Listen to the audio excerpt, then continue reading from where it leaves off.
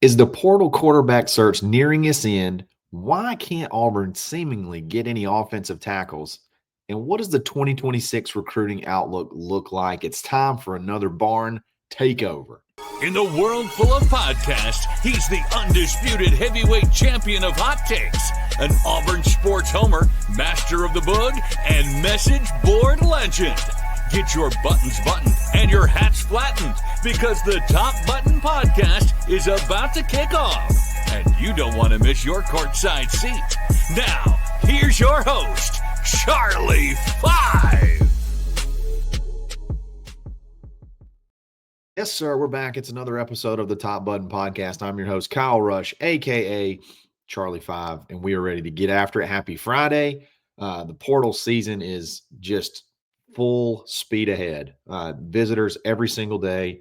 My days got off a little bit with the equipment issues on Tuesday, so we skipped our barn takeover. We're going to take it. We're going to get it going today. All content driven by members of the barn, auburn.com. You're missing out if you're not a part of it. They submit their questions, and then we let it drive the show.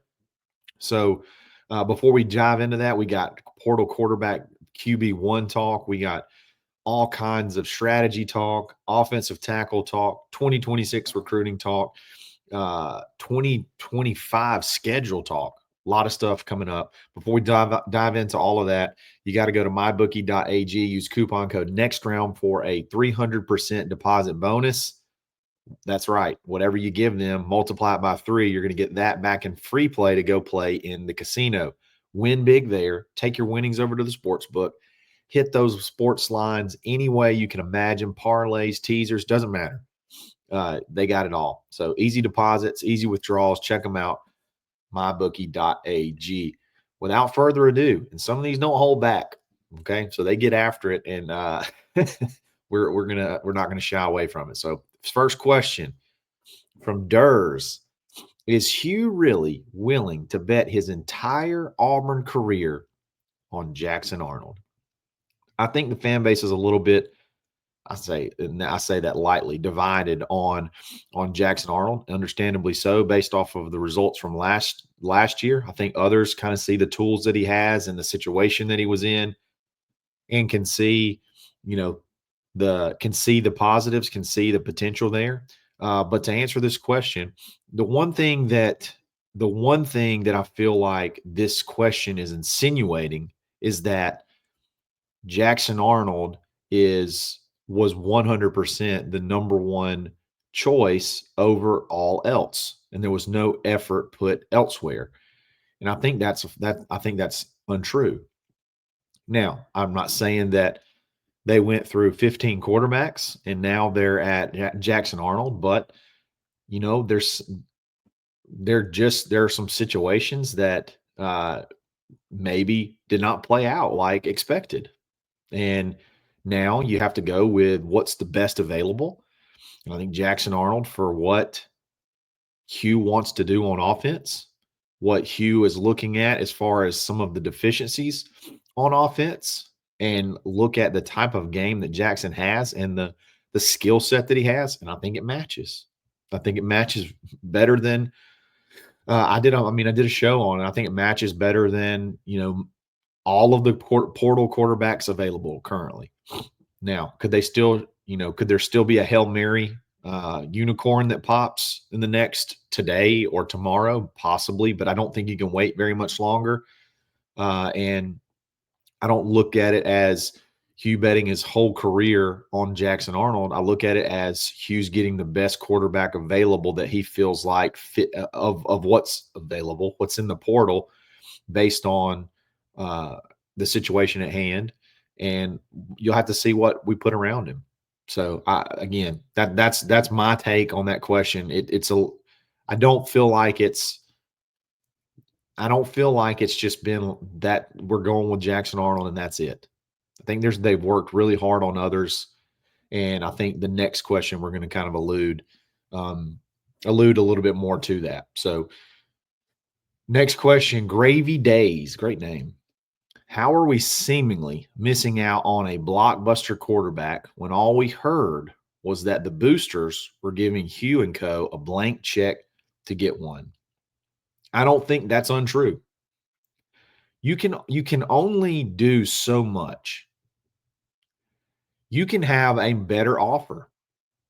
You can have, I'm sorry, not a better offer, but you can have more, you could have more a potential to earn more money on the table. At the end of the day, the kid has to leave the school he's at. Okay? The kid has to leave the school that he's currently attending. And sometimes, believe it or not, these kids make like decisions outside of just money, outside of just paychecks.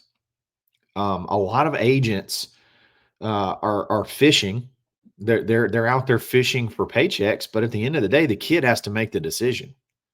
So just because Auburn doesn't get one of those pie in the sky, I don't even want to say pie in the sky, one of those, quote unquote, top tier quarterbacks poached from another team does not mean that there was not a potential for that particular person, insert name, to make more money at Auburn.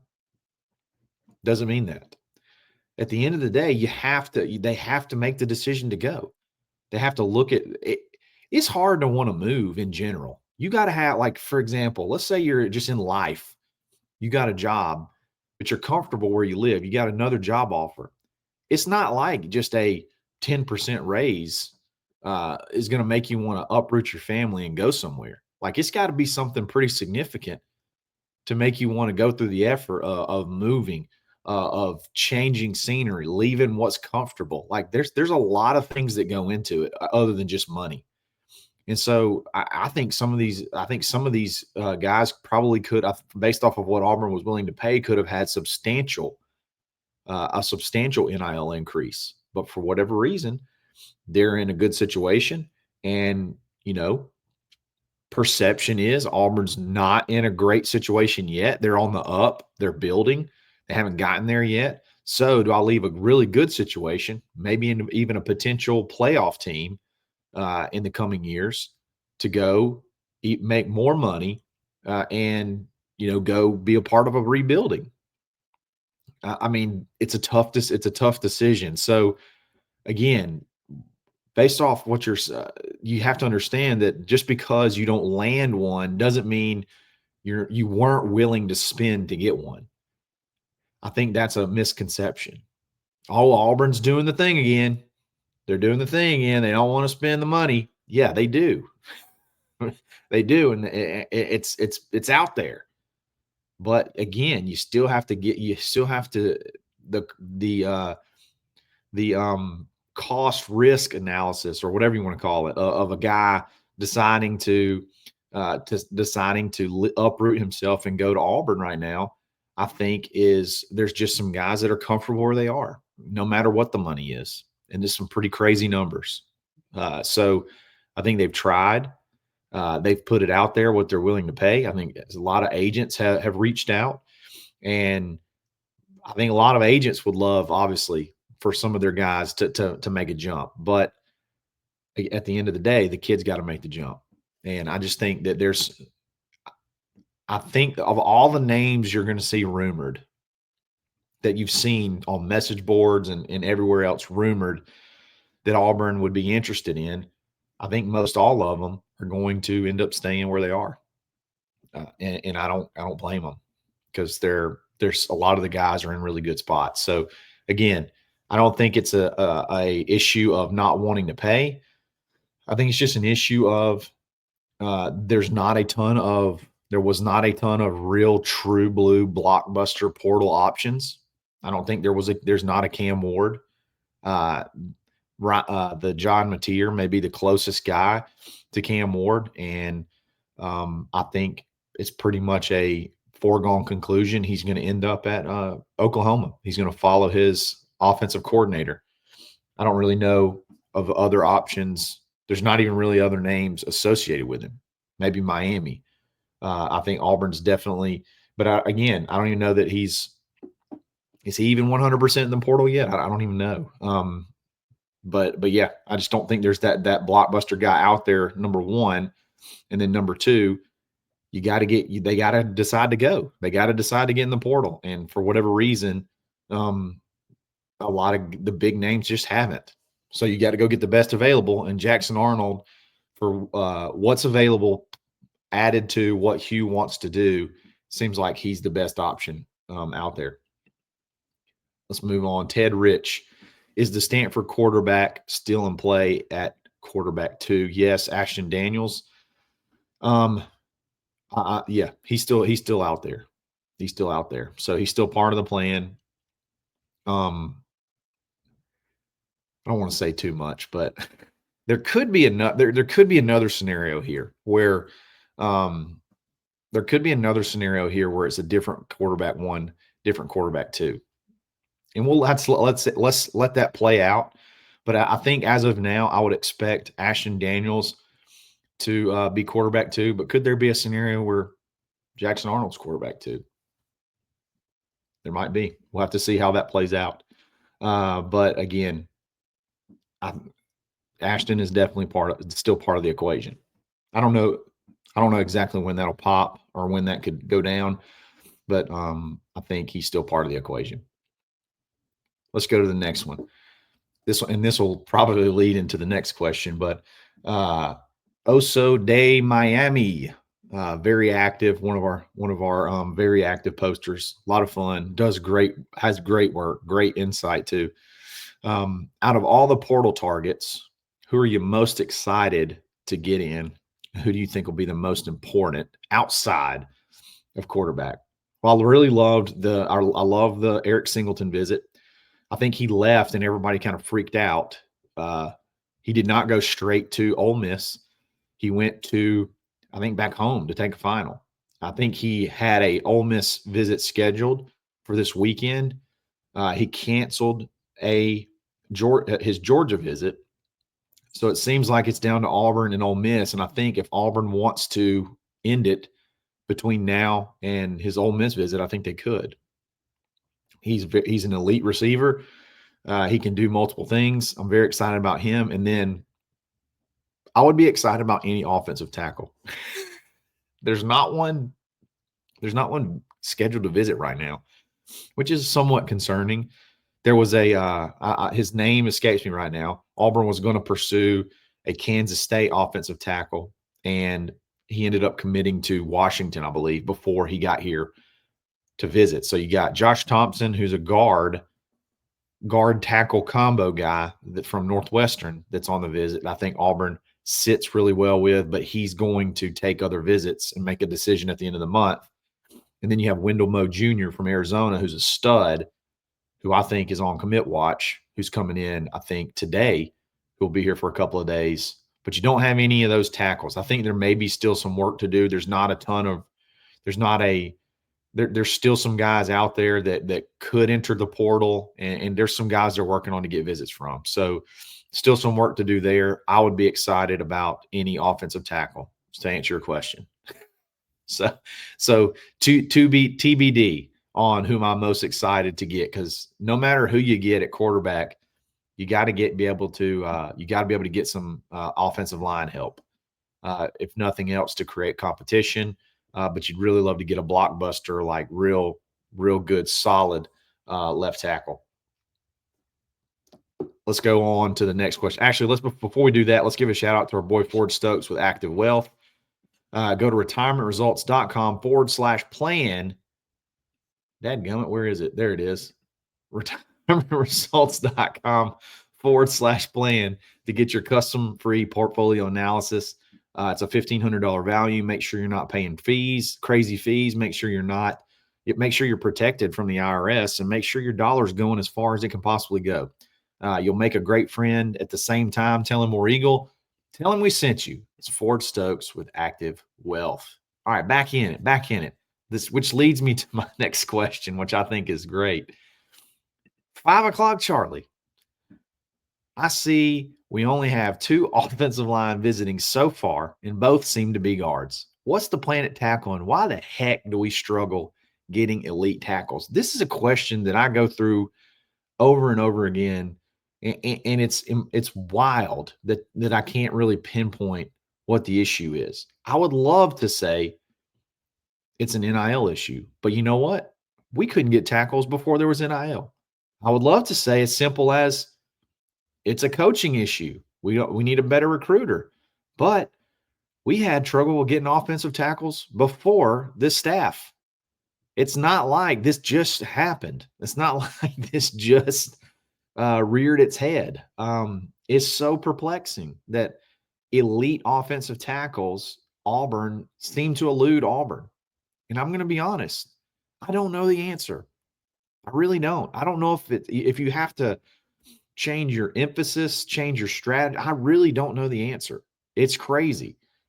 I don't know if it's that you feel like you can piecemeal something together. So do you want to go? Do you want to go spend the money that you have to spend to get that elite talent? I don't know. I really don't know. I don't know the answer. It's crazy. It's insane that even last year in the portal, you had the opportunity to get a couple that I felt like you probably could have closed if you got them on campus, but you didn't schedule it right. You had them on the back end versus the front end, and they committed before they got to you. It's like we're snake bit. It really is. It's like a long string of bad luck. Now, there's still a lot of time left in this thing. I mean, this is only the third day of really guys visiting places. So I think there's still going to be some guys to watch out for. I know that I think the North Carolina just had a big offensive tackle going to the portal that Auburn, I think, would pursue. There's a couple of more. You just got to get them on campus. So I think those will start popping up as time goes on. But man, we're snake bit there. And I cannot figure out what the issue is. Let's go on to the next one. Good question, though. I think about it night and day. Rooster 2628. Do you have any idea what our portal budget is? Also, is there a value system that determines how much a portal player is worth, or is it a player-to-player situation?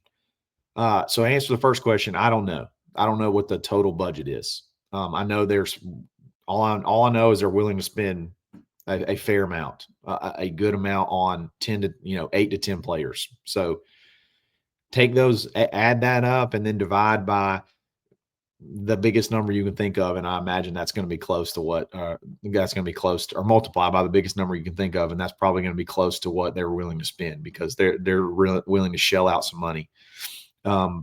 Is there a system? Is there a value system that determines how much a portal player is worth, or is it a player-to-player situation? So there's an idea. There's an idea of portal what a position is worth, what a tier 1. Tier 2, they have those they have those. That's how they're going about evaluating kids, and they have their idea based off of what they've seen across the country. They have an idea of what a tier 1 wide receiver should cost, a tier 1 pass rusher, a tier 1 offensive lineman. The problem is this thing is a moving target. Like, those are great ideas, but a lot of times they're not reality because you don't know how desperate another school is for that particular position. So you may have your whole board laid out on, I want to get a tier 1 offensive tackle, a tier 2 wide receiver for this much, a tier 1 linebacker for this much, and a tier 1 quarterback for this much. And if that's the case, it all works out perfectly in our budget. But then somebody comes along and now they're offering tier 1 offensive tackles 30% more than what you have them marked for on your board. So now you're having to completely reshuffle everything. And with the way that collectives are handling the transition to rev share, there's a lot of cash dumps right now. There's a lot of collectives unloading cash right now to prepare for revenue sharing in June. And I may do a whole show on this to explain it a little bit more in depth. So in other words, they're dumping everything, just hoping that the rev share works out and it can pick up the slack whenever the rev share kicks in June. And that's a huge risk. That's a huge gamble. So it's sort of throwing off the values a little bit, I think. But to answer your question, yes, Auburn does have an idea of what positions cost, a market value, if you will. But the problem is the way this thing is evolving and as fast as this thing moves, those things are only as good as right now, because Arkansas could have, a huge donation and really need a left tackle and pay 50% over what a left tackle would go on the market. And now what do you do? Do you move the value up to that? Like, is that the new value, or is that just an anomaly? Like, it's tough. It's really tough. So you can have a good idea of what you would spend, but all that changes in real time. But the good thing is, I think Will Redmond and crew are prepared for that type stuff. So we'll see. We'll see how that plays out. But I hope that answers your question. Let's see. Can you give us any specifics behind the scenes in the building about how different this cycle is compared to last? It's mostly organization, and then immediate pivots, and then the scheduling. I mean, you have so many of you've gotten a lot of first visits. You can't have every first visit, but just the organization and having 4 or 5 guys in, and then the timing of when the new guys for the next day come in, and the old guy and the guys prior leave, especially if they're like competing, they're the same position. The organization in general has just been very impressive on how they're getting folks in. Now they got to get them closed. There's a couple out there that I think could pop pretty quick. So just overall organization, communication, strategy, and now you got to close. Keep going. Tenjiro Kamado. I got lessons on how to say this name. He sent me a video on how to say his name. Tenjiro Kamado. Very fun poster on the board. Any updates on Omar Mabson in general? Where do you think we stand with the 2026 recruiting cycle? How do you like our chances with Sedarian Morgan? So 3-parter. So first, Omar is officially reclassified to the 2025 class. So that's done. Now, he can't graduate until June, and he's going to sign in February. And I think Auburn is in the driver's seat. So I think he'll probably take an official visit to Auburn here after probably sometime in once like the dead period ends in January. I'm not exactly sure how that whole thing works with portal versus high school, but as soon as he's allowed to, I think he'll take an official visit here, which is going to be a tough trip for him. It's probably like 1 mile to campus, but I would expect him to take an official visit. And as of right now, I think he ends up at Auburn. There's going to be some other teams come on late, but I think this was sort of like a plan. So we'll see what happens there. Where do I think we stand with the 2026 recruiting cycle? I like a lot of the names I'm hearing out there, and I think Auburn's got a big commitment on the horizon before the end of the month in the 2026 class. A really good one. I think a top 100 player. So definitely be on the watch for that. How do you like our chances with Sedarian Morgan? I will tell you that the player is not Sedarian Morgan, but I would love for it to be. This kid's a freak, and I would kill to have that kid in this class. And I think Auburn is going to put a ton of focus on him and a ton of effort. I think last summer around Big Cat Weekend, he started getting some crystal ball predictions.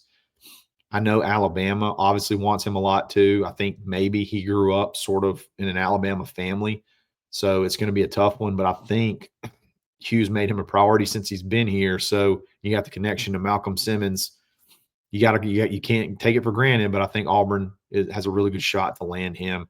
I think 2026 recruiting in general, I don't see any slack I don't see it slowing down unless obviously there's some bigger struggles on the field this year. I think you'll see a very similar cycle to last year. You'll see a lot of hype, a lot of early commitments, a summer blockbuster, and then it's all on the season. Then it's, hey, now you got to put your money where your mouth is. So I like where we sit at 2026. Watch towards the end of the month. I think we're going to have a big addition, to the class. What are your thoughts on the 2025 schedule? Let me pull it up really quick. Auburn football 2025 schedule. My first thoughts when I first saw it were it seems very, very manageable. It seems very, very manageable. And I like that we didn't stack a bunch of home games in a row. I'm glad they got that split up. You get an open date before Georgia. That's big. And then you move Mercer. You get Mercer before Alabama. So instead of going, Texas A&M, Alabama, two big emotional games, you split it up and you have an off day, an off week, then Mercer, then Alabama. I love that. So you got you open at Baylor. It's going to be the hottest game on the planet. You got Ball State and South Alabama at home. And then you go, I think one of the tough stretches is at Oklahoma, at Texas A&M. That's going to be tough. But then you get the open date. So, I mean, this schedule is really, really manageable. It may be even more manageable than what last year should have been, other than that little October where you didn't have any home games. You get a good balance this time. So you get 3 in November. You get 2 home games in October, and you get 2 home games in September. So it's really balanced. I like that. I like that a lot. So I think this is a very, very manageable, very, very manageable schedule. I love having 3 home games in November to close. You get Georgia and Alabama at home, which is great. It's the opening 5 is a little bit tougher than what last year should have been. So you got to be ready to play. You got to be ready to play. You can really set the tone if you go to Baylor and win that one. But that's my thoughts on the early schedule release. I like it. I like it a lot better than this past year, even though maybe this past year's schedule in theory should have been a lot easier than we made it out to be. Guys, that's it. Another great barn takeover. If you want to be a part of this too, and we're retooling this where it could be a lot more fun. So this is the time to join the barn. We have absolutely exploded in memberships over the past week. So it's your turn. What are you waiting on? Come jump in the fun. Get in this get in this portal mega thread. I think it's over 120 plus pages right now. Hourly updates, it seems like, letting you know where they're freaking eating for dinner, like all kind of intel. When visitors are here, it's a lot of fun, and then just the conversation around it's a blast too. So sign up, thebarnauburn.com, and then obviously if you like this video, like it. If you like this channel, subscribe to it. Follow me on Twitter, _Charlie_5. We're gonna be back.